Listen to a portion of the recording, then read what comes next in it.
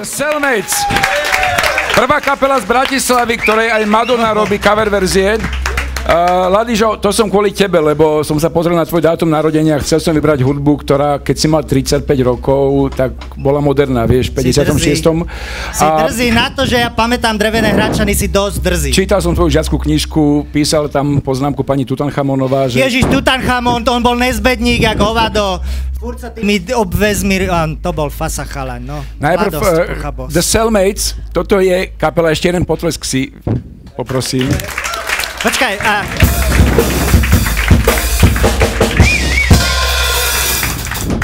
Sa mi veľmi páči, že ľudia sú natoľko blázniví, že súhlasia s projektom, ako je náš a prídu hrať rockabilly. Toto je rockabilly. Ako sa hrá rockabilly vlastne na Slovensku? Veľmi málo. Raz, veľmi málo. Niečo podobné asi, jak táto show vaša. Počkaj, ja som robil koncert rockabilly, ešte keď som bol manažerom Rock Pop Jazz klubu v 91. roku, to bolo ešte predtým, a prišli traja ľudia. Ja som celkom prekvapený, že rockabilly takto celkom zafungovalo. Gratulujem. Ďakujeme, tešíme sa. Ja verím, že neprišli len na nás, ale aj na celkovo, ale my sme radi, pretože ľudia sme niekedy až prekvapení, že majú radi rock'n'roll. Všetci ono sa tu nehrá, ale keď je nejaká akcia dobrá, veľká, tak proste dojdú. Ako hovorí Dara, aj Rytmus má rád rock'n'roll. Hej. Áno, to je... Kazík na tom ide jak blázen. Fakt? No keď mu nedojdu drogy, víš, ale... The Cellmates.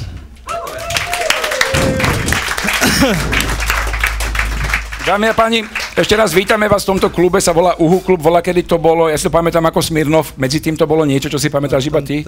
Krim to bol. Krim to bol. To bolo za socializmu, ako hovoria Ukrajinci, bol to Krim.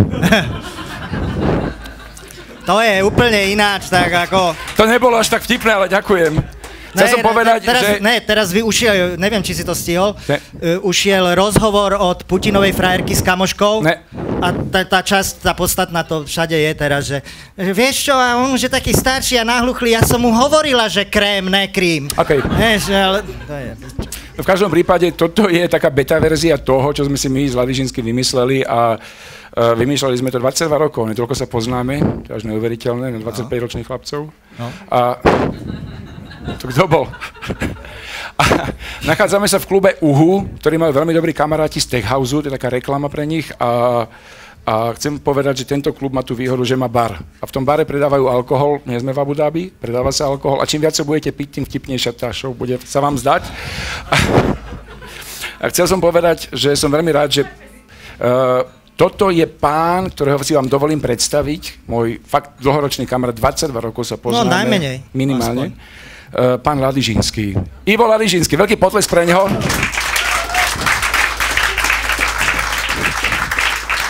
Malý, starý, blondiavý, východňar. A old school hetero. Ešte si zabudol dodať? Málo nás v branži zostalo? Nevadí, že tebe ušiel vlak?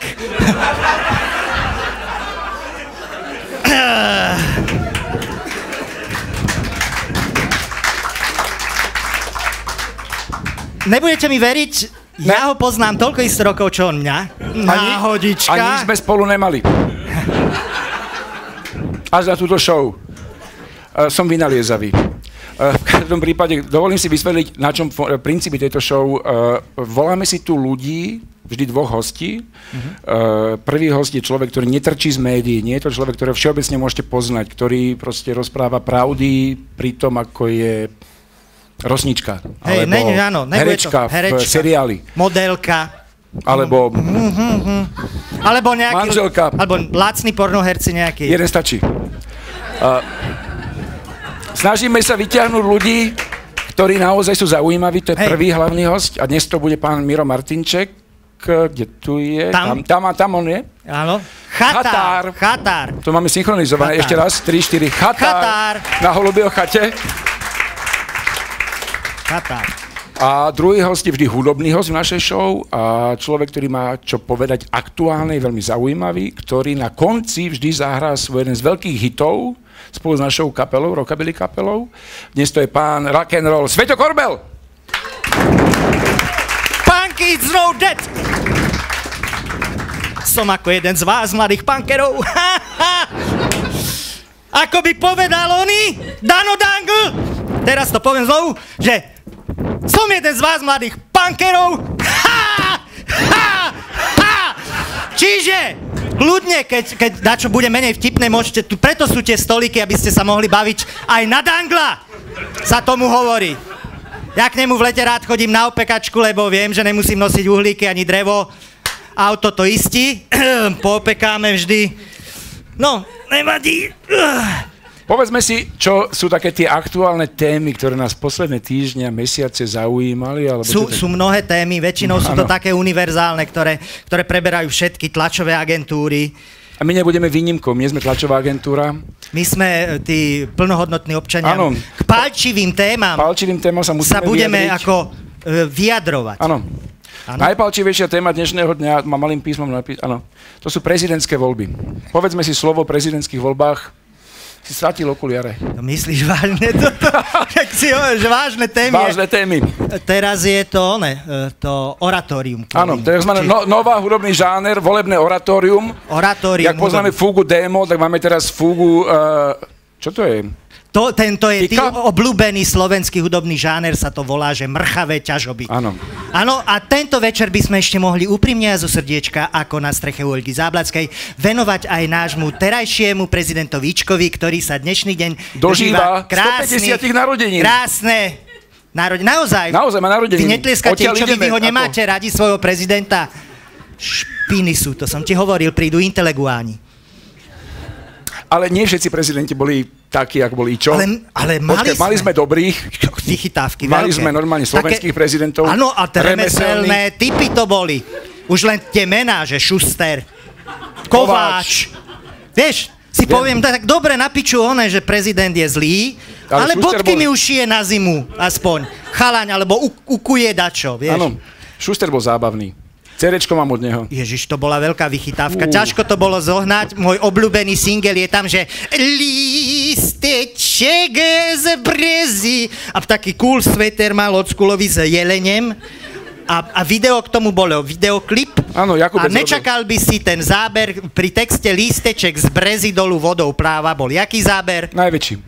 Lísteček z brezy dolu vodou plával. Prekvapenie. Veľký detail. Akože... Hej, to v dnešnej dobe, keby dávali akože oni, že lístoček, z brezy, a cecky by boli v zábere, vieš, veľké cecky. Žiadny lístoček z brezy, no nemá to logiku dneska, nič.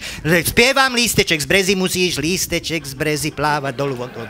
Áno, pre hluchonemých verzia videoklipov. Hluchonemi sú najviac. Ja som minule bol veľmi sklamaný, lebo som dostal svalovú horúčku. Ne, hovorím si, musíte. To tvoja frajerka bola viacej sklamaná. Ne, ona je zvyknutá.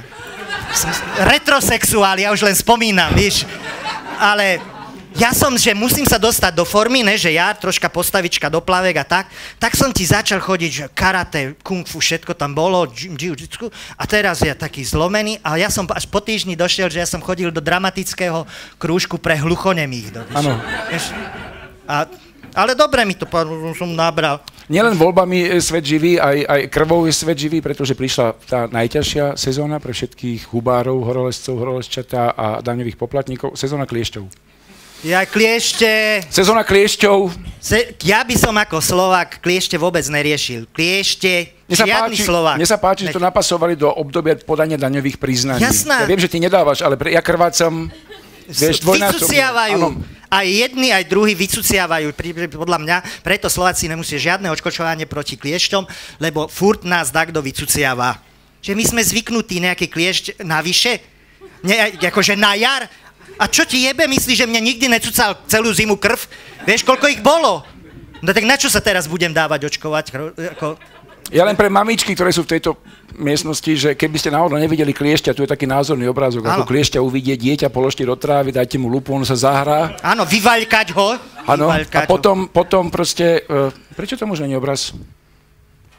No lebo toto Združenie Matiek mi zrušilo obraz. Si to oklieštil. No áno, oklieštil som svoju tému. Tak potom nájdete zo pár kliešťov, ale... Ale to môžete aj, trebárs, keď nemáte dieťa s manželom sa tak hrať. Áno. Aj tá lupa, podľa mňa mnohokrát je potrebná.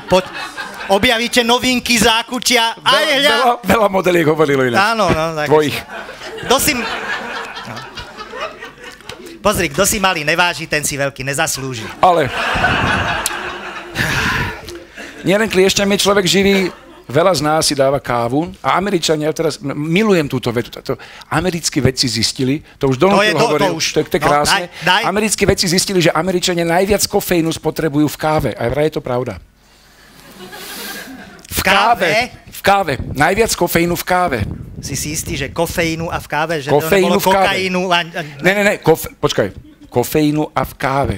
Nie v Coca-Cole, nie v Red Bulle, v káve. Najviac kofeínu cez kávu dostaneš. Ten výskum koľko stal? Kofeínu v káve. Ale rozumiem tomu, pred 100 rokmi v Amerike existovala Coca-Cola, tá pôvodná, kde bolo viac kofeínu, naozaj. Viac kofeínu ako dnes v plechovke Red Bullu, a viac koksu ako vo vrecku priemerného bratislavského dílera. V Južnej Amerike, A to odkiaľ viete? Tak kto pozná slovenských dílerov a že nič moc. Ani my s Jarom, my v tom už nejdeme dávno. Ukáž? Ne. V pohode, uvoľni sa. Jasne. Ale som ti chcel povedať, že... Keď si bol v tom Nemecku? Ne, ale že v Južnej Amerike je ešte nápoj, ktorý sa volá cola niečo. Coca, áno. Coca, alebo niečo. A ten je, miešaný. Že tí tvrdia, že doteraz je to ten pôvodný Coca-Colový nápoj a že tam je ešte aj, víš, aj... Tí veci sú tam reznuté, všetko fajnovo piješ. Ty si v Nemecku pil Coca-Colu, tuším. Hej, lebo ja som není kávopič. Ja som šlapal od malička na kole, mne to proste hrozne chutilo. Jak říkají Česi, šlapal som na kole. Chalanie z Prahy. Stretol si tam Andreju V, alebo Zuzanu B, alebo... To ťa dotáhal? Sa stretávate vy tam Slovákovia v Prahe, alebo... Má Andrea čas, keď teraz sa venujete tým dieťaťam, pečiem tie koláč. Učí ich plavať. Potom má 2 týždne čas, ale to robí zase ďalšiu vysokú školu, ja neviem. Proste. Som sa povedať, že ja tým, že nepijem kávu, tak ja si na tej kole, mne to fakt od malička chutilo. A za sociku som sa dostal pracovať do Nemecka, tam, kam sa vy už nedostanete, do západného Nemecka. Preto tu je. Ja som akože vy na čo vám sú, že bez Nemecku? vízová Európa môže ísť takto z vás do západného Nemecka? No nemôže, ja som tam bol. Ale samozrejme, prišiel som večer, som mali skúšku v divadle a celý deň voľno, tam som chodil po centre a čo moja milovaná količka, že litrik, 2, vieš, žiadny tuzex, žiadna protekcia, všade to mali, všade som to pil. Počúvaj, vypil som ich asi 6 litrov od 12. do nejakej 7. Tančil som jak malý boh. Koľko dní? Akurát 3 dní v kuse. Režisér ma chválil. Jasné. Normálne. Sice bol bukvičák, ale mám preto chválil ma. Musel som byť dobrý vtedy. To ti zostalo ináč, padol si do toho súda. Ja som jediný zvrátený baleťák, lebo som hetero. Ja som z toho je človek tak veľmi happy. Hej.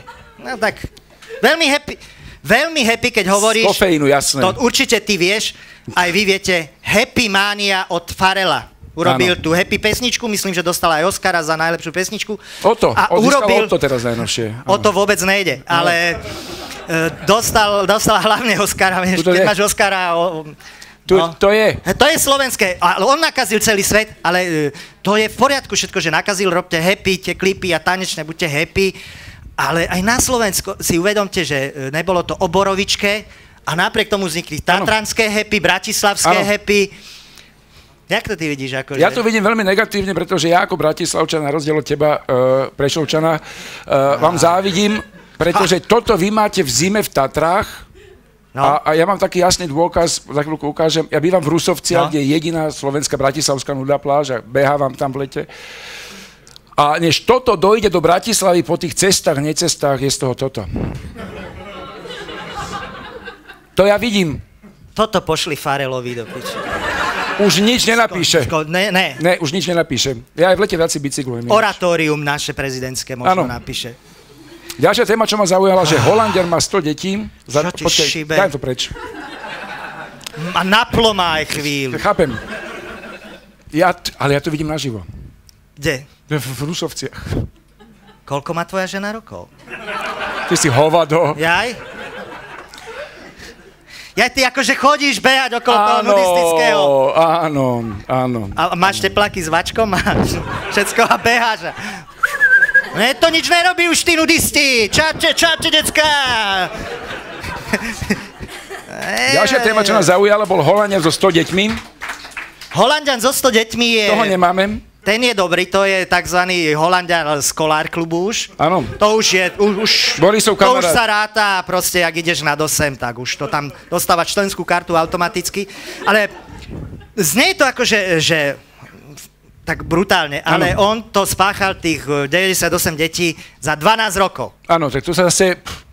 Počkaj. No, počítaj.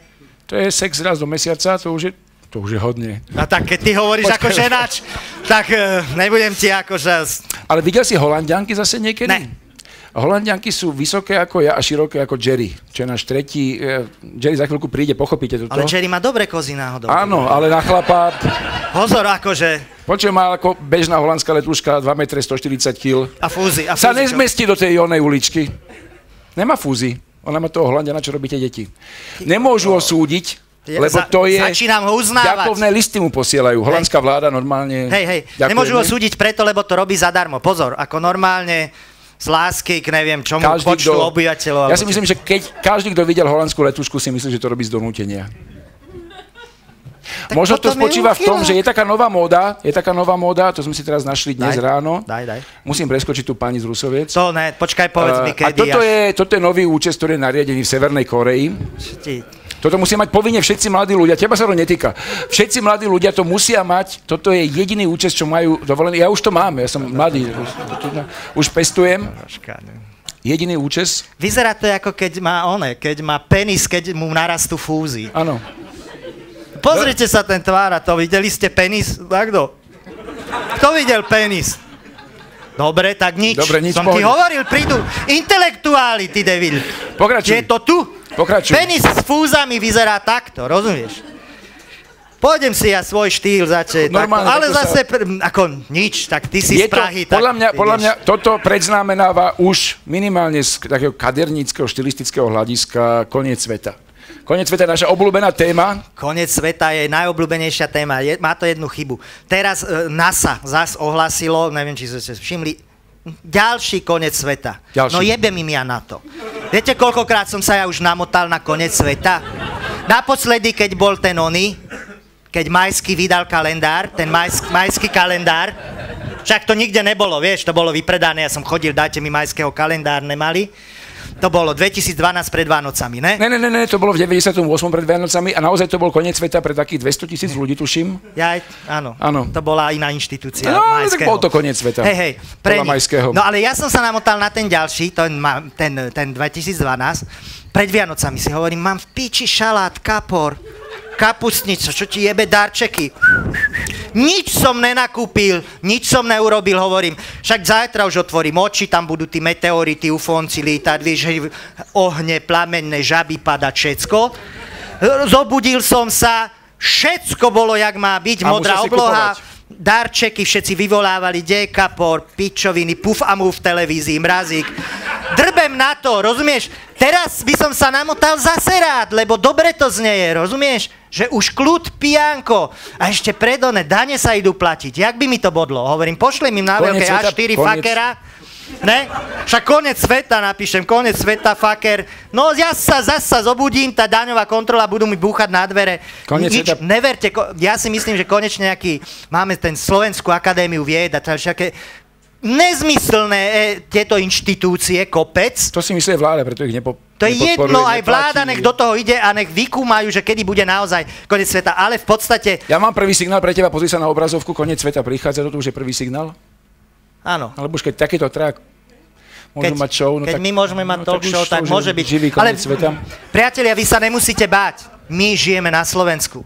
Tam to príde o 5 rokov. K nám, kým dojde koniec sveta, všade budú okolo skončení. My ešte takých 10-15 rokov máme čas. Jak pozerám 20. No, 20 ty to vidíš z vyššej perspektívy. Samozrejme. Dobré správy, Podprsenka má 100 rokov.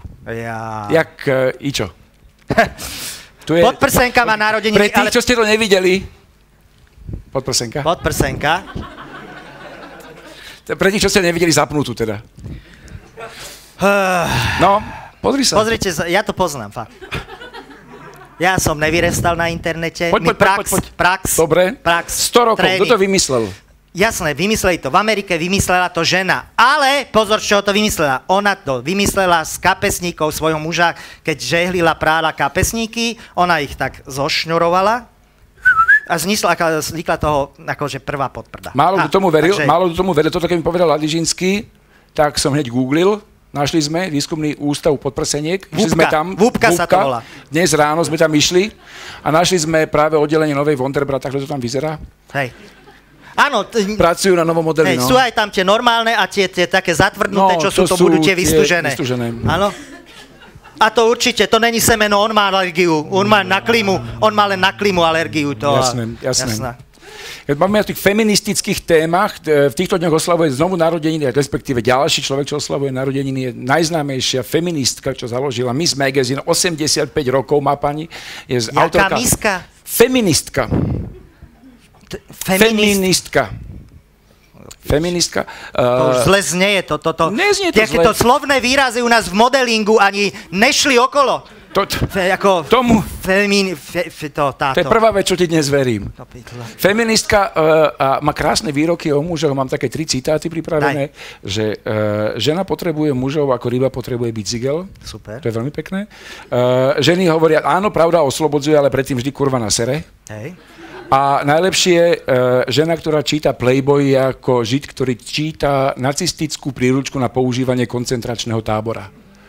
Krásne. To bude kurva feministka. To je niečo pre teba. A feministky ukrajinské vymysleli krásny revanš tým Rusom, vymysleli akciu, vymysleli sankciu, ktorá sa volá Nedaj Rusovi, takéto má logo. Nedaj Ruskomu, to sú ruky. Nedaj Ruskomu. Nedaj Ruskomu, no. Rusko je v prdeli. Ja tam vidím, že ako tie... Ja viem, čo tam vidíš. Ja ti vysvetľujem, to je diera na trhu. Hej, a to ako výrazná diera na trhu. Ale... Slovenky a Češky. Presne. V Karlových Varoch. Verešová bude mať robotu.